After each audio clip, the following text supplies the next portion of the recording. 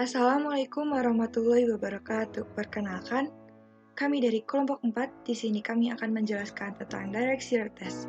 Kelompok 4 sendiri terdiri dari 5 anggota, yaitu Lailan Amaliyah, Nabila Julia Rizky Sultan Ahmadi, Rizky Valantiana, dan saya sendiri Tiara Delviana Hamdilah. Jadi apa sih direct shear test itu? Direct shear test adalah cara pengujian parameter kuat geser tanah yang paling sederhana dan paling mudah. Tujuan dan manfaat pengujian ini dilakukan untuk menentukan nilai kohesi atau C dan sudut geser atau θ dari tanah. Parameter ini dipakai untuk menghitung daya dukung dan tegangan tanah. Kemudian hasil dari uji geser ini langsung dapat digunakan untuk analisis kestabilan dalam bidang geoteknik. Di antaranya untuk analisis kestabilan lereng, daya dukung pondasi, analisis dinding penahan, dan lain-lain. Prinsip dasar dari pengujian ini adalah dengan pemberian beban geser atau horizontal pada contoh tanah melalui cincin atau kotak geser dengan kecepatan yang tetap sampai tanah mengalami keruntuhan. Kemudian, pada pengujian ini dilakukan pada 3 sampel tanah yang identik dengan beban normal yang berbeda untuk melengkapi satu seri pengujian geser langsung. Dari ketiga hasil pengujian akan didapatkan 3 pasang data tegangan normal dan tegangan geser. Dalam pengujian ini, peralatan yang digunakan itu yang pertama ada alat geser langsung yang terdiri dari stang penekan dan pemberi beban, alat penggeser yang lengkap dengan cincin penguji atau proving ring dan 2 buah arloji geser. Kemudian ada cincin pemeriksa yang terbagi 2 dengan penguncinya terletak di dalam kotak. Kemudian ada beban-beban, kemudian ada 2 buah batu pori. Dan alat yang selanjutnya yaitu alat pengeluaran contoh dan pisau pemotong. Alat yang selanjutnya digunakan yaitu ada cincin cetak benda uji, ada neraca dengan ketelitian 0,01 gram, kemudian ada stopwatch, kemudian ada oven yang dilengkapi dengan pengatur suhu untuk memanasi sampai 110 plus minus 5 derajat Celcius, dan yang terakhir ada desikator. Selanjutnya ada bahan uji. Yang pertama, contoh tanah non-kohesif. Dibentuk langsung dengan meletakkan tanah non-kohesif pada shear box dengan kepadatan yang sesuai tanah asli atau sesuai dengan kepadatan tanah kompaksi. Berat contoh tanah harus ditimbang. Dan yang kedua ada contoh tanah kohesif. Dibentuk dengan menekan ring contoh tanah ke dalam tabung sampel. Setelah kedua sisinya dipotong dan dirapihkan, contoh tanah ditimbang beratnya untuk mengetahui berat isi dan kadar air awalnya. Selanjutnya, contoh tanah dipindahkan ke dalam shear box dengan menekan contoh tanah yang ada di dalam ring dengan doli atau tangan. Berikutnya ada prosedur pengujian. Yang pertama itu timbang benda uji. Lalu yang kedua, masukkan benda uji ke dalam cincin pemeriksaan atau shearing box yang telah terkunci menjadi satu, dan pasanglah batu pori pada bagian atas dan bawah benda uji.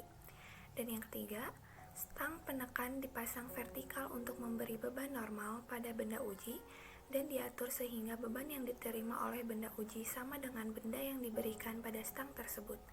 Yang keempat, penggeser benda uji dipasang pada arah mendatar untuk memberi beban mendatar pada bagian atas cincin pemeriksaan. Atur pembaca arloji geser sehingga menunjukkan angka 0, kemudian buka kunci cincin pemeriksaan. Lalu yang kelima, berikan beban normal pertama sesuai dengan beban yang diperlukan. Segera setelah pembebanan pertama diberikan, isilah kotak cincin pemeriksaan dengan air sampai penuh di atas permukaan benda uji. Jagalah permukaan ini supaya tetap selama pemeriksaan. Lalu yang keenam, lakukan pergeseran dengan kecepatan 1 mm per menit atau 1 putaran jarum arloji geser tiap menit. Segera setelah pemberian beban, catatlah pembacaan dial Gauss dengan interval yang teratur sampai terjadi keruntuhan. Lalu yang ketujuh, lakukan pemeriksaan sehingga tekanan geser konstan dan bacalah arloji geser setiap 15 detik. Yang kedelapan, berikan beban normal pada bagian uji kedua sebesar 2 kali beban normal yang pertama dan lakukan langkah 6 dan 7. Lalu yang terakhir, berikan benda normal pada benda uji ketiga sebesar 3 kali beban normal yang pertama dan lakukan langkah 6 dan 7. Begitu juga terhadap beban selanjutnya. Jadi di sini ada contoh pengujiannya. Di dalam contoh pengujian ini biasanya dilakukan di laboratorium. Di sini di tabelnya ini terdapat gaya normal dan tegangan normal. Jadi data-datanya ini diambil tiap 15 detik sekali. Nah, terus di samping tabel ini terdapat data tanahnya yang dimana diameternya 6,2 cm, tingginya 1,6 cm, luasnya 30,19 cm, kalibrasinya 0,401, gaya gesernya terdapat rumus dial reading dikali kalibrasi, hasilnya 14,04 dan tegangan gesernya 0,47 kg per cm. Baik, selanjutnya di sini ada grafik, dan grafik ini didapat dari tegangan geser dan tegangan normal. Terus di sini ada persamaan Y sama dengan 0,315X plus 0,2656. Si Y-nya ini diubah menjadi tau. Setelah itu didapatkan kohesinya 0,28 T per cm. Lalu sudutnya atau tetanya 18 derajat, dan keduanya ini didapatkan dari grafik tersebut. Kesimpulan, direct shear test adalah cara pengujian parameter kuat geser tanah yang paling mudah dan sederhana. Pengujian ini dilakukan untuk menentukan nilai kohesi atau C dan sudut geser atau F dari tanah. Berdasarkan pengujian yang telah dilakukan, didapatkan hasil S sama dengan C ditambah tegangan normal sudut S sama dengan 0,28 ditambah tegangan normal tan 18 derajat. Keterbatasan.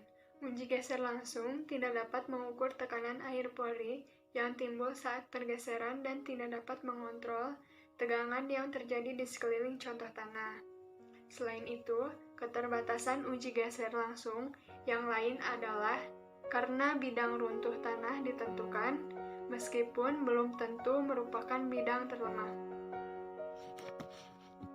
Sekian dari kelompok kami, kurang lebihnya mohon maaf. Wassalamualaikum warahmatullahi wabarakatuh.